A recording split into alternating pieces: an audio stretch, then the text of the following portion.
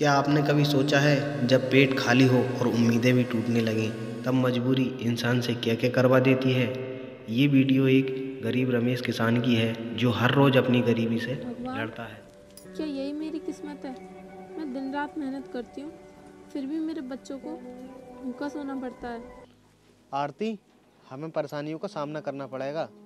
भाग्य को दोष देने से कुछ नहीं होगा, हमें मेहनत करनी ही होगी। मैंने कभी सपने में भी नहीं सोचा था कि हमारे बच्चे भूखे सोएंगे। अब ये हर दिन दर्द बढ़ता ही जा रहा है। मेरे पास कोई रास्ता भी तो नहीं है, चाहे कितनी भी मुश्किलें क्यों ना आए। लेकिन मैं हार मानने वालों में से नहीं हूँ। मुझे अपने बच्चों के लिए कुछ ना कुछ तो करना ही होगा। आरती, तुम्हारे आंसू मुझे कमज़ोर बनाते हैं और मुझे पता है इस वक्त हमें और मजबूत होना होगा। मैं कुछ काम ढूंढने की कोशिश करूँगा, चाहे मुझे दिन रात मेहनत क्यों ना करनी पड़े, लेकिन मैं तुम्हें और बच्चों को इस हालत में नहीं देख सकता। हम दोनों साथ मिलकर कुछ भी कर सकते हैं, बस तुम मेरी ताकत बनी रहो। मैं वादा करता हूँ ये बुरा वक्त ज़्यादा दिन नहीं टिकेगा। तुम्हारी बातों से मुझे हिम्मत मिलती है, लेकिन सिर्फ मैं तुम्हारे भरोसे नहीं बैठ सकती। मुझे भी कुछ करना चाहिए, चाहे मुझे लोगों के घर में जाकर बर्तन मांजने पड़े या खेतों में काम करना पड़े। मैं अपने बच्चों के लिए हर दुख सहूंगी। हमारी किस्मत चाहे कितनी भी कठोर क्यों ना हो, लेकिन मुझे यकीन है मेहनत का रास्ता हमें रोशनी तक जरूर ले जाएगा। बस तुम मेरा साथ मत छोड़ना। आरती, मैंने हमेशा तुम्हें सहारा देने की कोशिश की है, लेकिन अब समय है कि हम दोनों मिलकर अपने हालात बदलें। ये दुनिया हमें कमज़ोर समझती है, लेकिन हम अपनी मेहनत और विश्वास से साबित करेंगे कि कोई भी मुश्किल हमें तोड़ नहीं सकती। तुमने जो हिम्मत दिखाई है वही मेरी ताकत बनेगी। तुम बस मेरा हाथ ऐसे ही थामे रहो। एक दिन हम इस अंधेरे से ज़रूर बाहर निकलेंगे। मैं जानती हूँ इस दुनिया ने हमें हर कदम पर नीचा दिखाने की कोशिश की है। अब मैं अपने बच्चों की भूख और उनके आंसू मैं अब और ज़्यादा बर्दाश्त नहीं कर सकती। आरती, तुम्हारी ये ताकत और हिम्मत ही हमारी सबसे बड़ी दौलत है। जो लोग हमें कमज़ोर समझते हैं, हम उन्हें दिखाएंगे कि मेहनत और ईमानदारी से बड़ा कोई धन नहीं होता। हमारे ये बच्चे ये सब सहने के लिए पैदा नहीं हुए। मैं कसम खाता हूँ, चाहे जो करना पड़े, मैं तुम्हारा और इनका भविष्य संवारने के लिए कुछ भी करूँगा। मैं अपनी जान तक लगा दूँगा। अगर हमारा प्यार और विश्वास साथ है तो कोई भी मुश्किल हमें हरा नहीं सकती। ये कठिनाइयाँ सिर्फ हमें परखने के लिए आई हैं।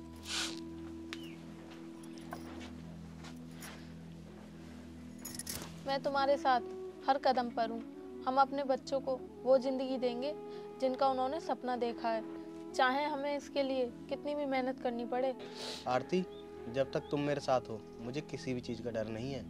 ये वक्त भले ही कठिन हो, लेकिन मैं वादा करता हूँ हम अपने बच्चों को वो हर खुशी देंगे जो उनके हक की है।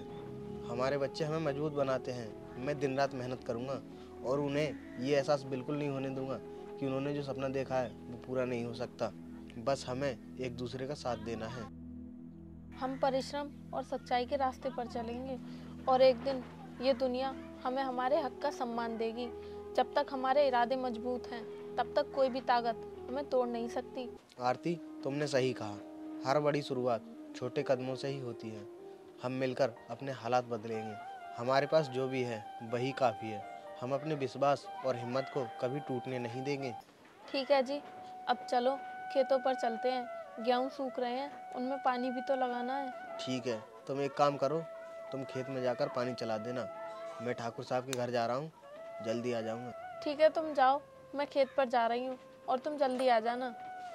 ठीक है, आ जाऊँगा।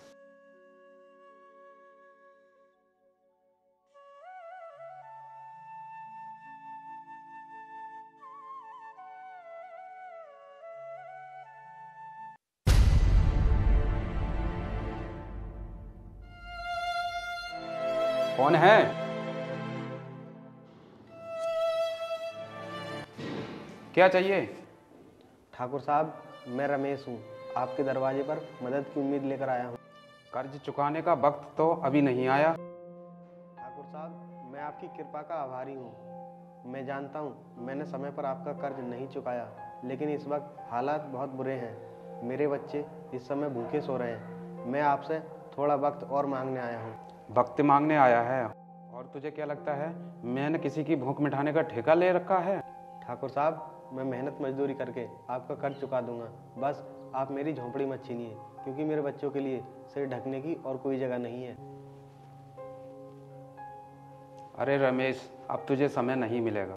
अगर तूने इस महीने मेरा कर्ज नहीं चुकाया तो झोंपड़ी और ज़मीन मेरे नाम कर देना। अब तू यहाँ से जा सकता है।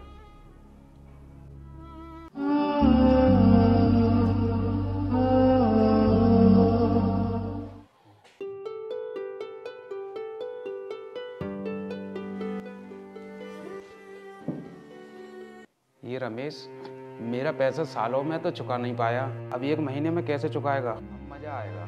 इसकी सारी ज़मीन जब मेरे नाम हो जाएगी।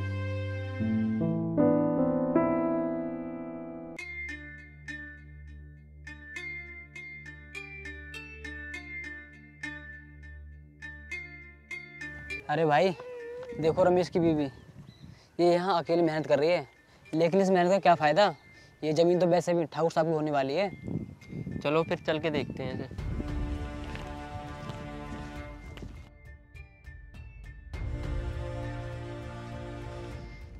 ओए सुन, तुझसे एक सलाह है, अपने आदमी से कह देना ठाकुर साहब का कर्ज चुका दे, वरना ये खेत और तुम्हारी वो झोंपड़ी दोनों हाथ से जाएंगे। हमसे बात करना पसंद नहीं है क्या? हम यहाँ मजाक करने नहीं आए हैं। ठाकुर साहब का हुक्म है, अब तो ये जमीन खाली करवानी है।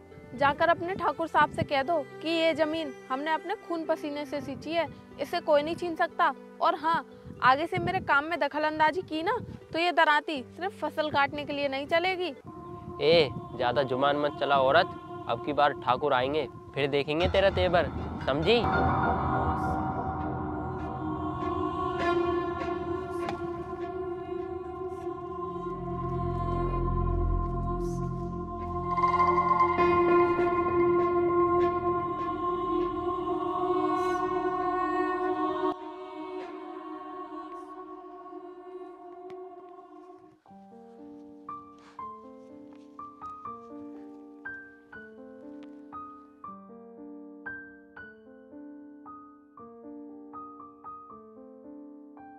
ठाकुर साहब ने क्या कहा? क्या उन्होंने कुछ वक्त और देने की बात मानी है?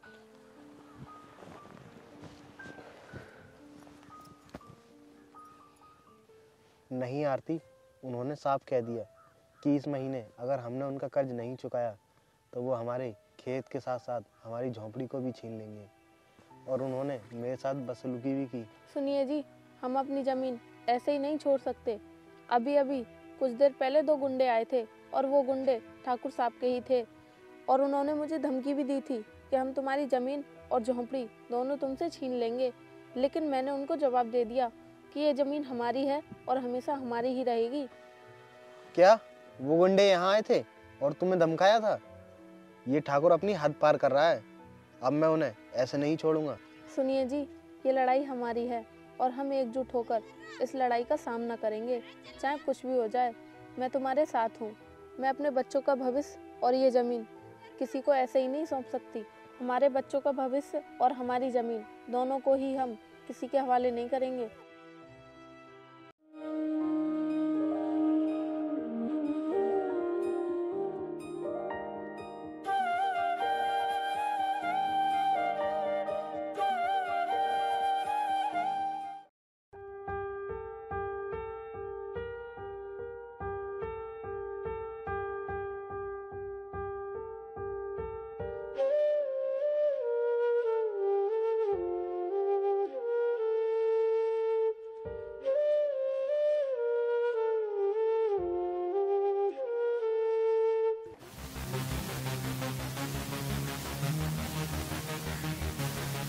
अरे रमेश, तुझसे ठाकुर साहब ने कहा था ना कि कर्ज समय पर चुका देना, और तू कर्ज ना चुका कर अपने घर पर बैठा है। जाकर कह दो अपने ठाकुर साहब से कि हम उनकी धमकी से नहीं डरने वाले। ये ज़मीन हमारी है और हमारी ही रहेगी। रमेश, हमने तुझे चौपाल पर बहुत समझाया, लेकिन तू अब मान नहीं रहा है, तो अब हमें सिखाना पड़ेगा कि ठाकुर साहब के खिलाफ जाने का क्या अंजाम होता है। और हाँ आरती, तू अपने बच्चों को संभाल ले, वरना तुझे और तेरे बच्चों को इस झोंपड़ी से बाहर निकाल कर फेंक देंगे। जाओ, जाकर ठाकुर साहब से कह दो कि रमेश और उसका परिवार अब डरने वालों में से नहीं। अगर मेरी ज़मीन और झोंपड़ी पर नज़र डाली तो अंजाम बहुत बुरा होगा। ठीक है, आज तो हम जा रहे हैं, लेकिन तुझे एक न एक दिन झुकना ही पड़ेगा। भागो यहाँ से और दोबारा मेरे घर की तरफ देखना भी मत।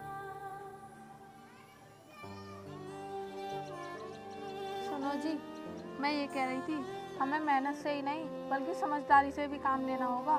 मैं सोच रही थी कि अपनी मेहनत की फसल को हमें सीधे गांव के बाजार में बेचना चाहिए, क्योंकि ठाकुर के आदमी तो हमें लूटते हैं और बाजार में हमें सही कीमत मिलेगी। हाँ आरती, तुम ठीक कह रही हो। ये लड़ाई सिर्फ ज़मीन की ही नहीं बल्कि हमारे अधिकारों की भी है। हमें हर तरह से अपनी मेहनत का हक लेना होगा। आरती, ये दिन जितने कठिन थे, जीत उतनी ही बड़ी होगी। हमें हार नहीं माननी है। हाँ, हम जीतेंगे, क्योंकि मेहनत और सच्चाई के सामने ज़्यादा दिन कोई भी बुराई टिक नहीं सकती।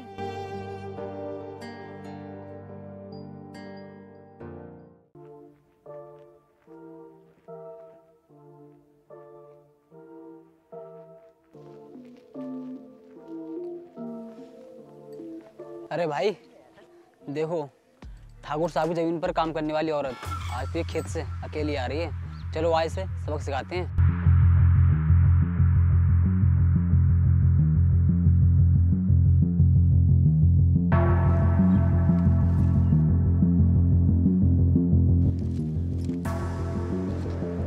तेरा पति बहुत बहादुर बनता है ना, लेकिन ये बहादुरी ज़्यादा दिन नहीं चलेगी। तुम्हें ठाकुर साहब के आगे झुकना ही पड़ेगा। जाकर ठाकुर साहब से कह दो, मैं और मेरे पति किसी से डरने वाले नहीं हैं। ये जमीन हमारी है और इस जमीन को बचाने के लिए मैं हर मुश्किल से लड़ूंगी। तू बहुत ज्यादा जुबान चढ़ने लगी है भाई। इससे अब बताते हैं ठाकुर साहब का आदेश का क्या मतलब होता है। अरे आरती, तुम इतना खेत में काम क्यों करती हो? हमें बताओ, हम भी कुछ तुम्हारे काम में हाथ बटा देंगे। या तो खेत का काम छोड़ो या हमारे साथ चलो, क्योंकि ठाकुर साहब ने कहा है कि तुम्हारे लिए आराम करना चाहिए, क्योंकि इतनी मेहनत करने वाली औरत को ठाकुर साहब की सेवा करनी चाहिए। अगर तू उनकी सेवा नहीं कर सकती तो हमारी सेवा कर दे। हम तेरी जमीन की बात ठाकुर साहब से कर लेंगे। छी, कितनी गंदी सोच है तुम्हारी। मैं मरना पसंद करूंगी, लेकिन अपने शरीर को नहीं बेच सकती।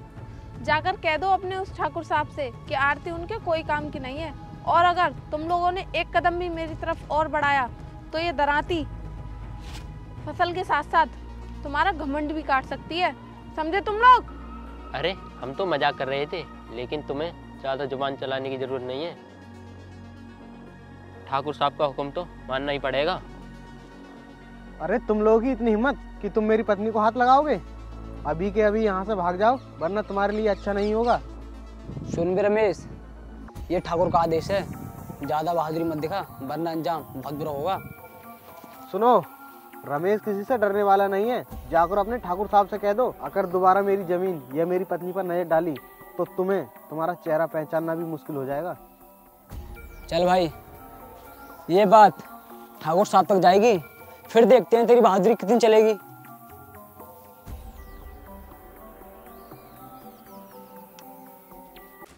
सुनीता, तुम ठीक हो?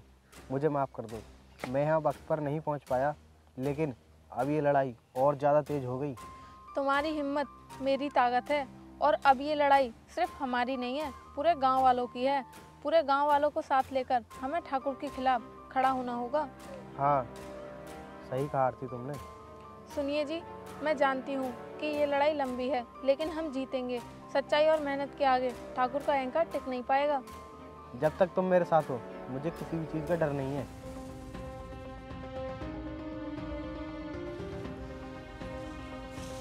रुको, सुनो। जो लड़ाई तुम लड़ रहे हो वो इतनी आसान तो नहीं है, लेकिन ये भी सच है कि सच्चाई और मेहनत के आगे कोई भी ताकत टिक नहीं सकती। भाई साहब, वो ठाकुर बहुत ताकतवर है, उसके पास पैसा भी है और आदमी भी। हम गरीब लोग उससे कैसे लड़ेंगे? ताकत आदमी और पैसे में नहीं होती, ताकत एकता में होती है। और पूरा गांव ठाकुर के खिलाफ खड़ा हो जाए तो ठाकुर भी कुछ नहीं कर पाएगा। भाई साहब, आप सही कह रहे हैं, लेकिन ठाकुर के आदमियों और उनकी चालाकियों से लड़ना इतना आसान नहीं। बहुत साल पहले ऐसा ही जमींदार हमारे गांव में भी था। वो लोगों की ज़मीनें छीनता था, लोग डरे हुए थे उससे। फिर एक किसान ने पूरे गांव वालों को इकट्ठा किया, गांव वालों ने उसका सामना किया। जमींदार की ताकत उसके आदमियों में थी और गांव वालों की ताकत उनकी एकता में थी। तुम दोनों ने इस गांव को हिम्मत दिखाई है, तो सभी गांव वालों को भी तुम्हारे साथ खड़ा होना होगा, क्योंकि ये लड़ाई अकेले की नहीं है बल्कि पूरे गांव की है। रमेश, तुम अपनी ये बात गांव के हर आदमी तक पहुंचाओ। उन्हें बताओ कि ये लड़ाई सिर्फ ज़मीन की नहीं है बल्कि उनके आगे आने वाली पीढ़ियों की भी है। अगर हर घर में से एक आदमी ने भी तुम्हारा साथ दिया तो ठाकुर भी कुछ नहीं कर पाएगा। आपकी बात सही है। मैं गांव में से सबको इकट्ठा करूंगा और हम सब साथ मिलकर ठाकुर से लड़ेंगे। हम किसी भी हालत में हार नहीं मानेंगे। ये ज़मीन हमारे मेहनत की निशानी है। इसे बचाने के लिए हम हर संभव कोशिश करेंगे। भगवान तुम्हें ताकत और सच्चाई का रास्ता दिखाए। याद रखना, सच्चाई की राह कठिन जरूर होती है, इसके अंत में हमेशा जीत ही होती है। ठीक है, अब मैं चलता हूँ।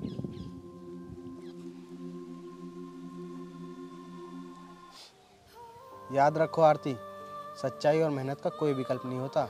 हम लड़ाई में जब ही जीत सकते हैं जब हम सही योजना बनाएंगे। हमें अपनी ज़मीन और हक के लिए कानून का भी सहारा लेना होगा और पूरे गांव को एकजुट रखना होगा। हाँ, आप सही कह रहे हो। हमें गांव वालों के साथ साथ कानून का सहारा लेना भी बहुत ज़रूरी है। ठीक है आरती, मैं गांव वालों को इकट्ठा करने जा रहा हूँ। तब तक तुम घर जाकर खाना बना लेना, मैं जल्दी लौट आऊँगा।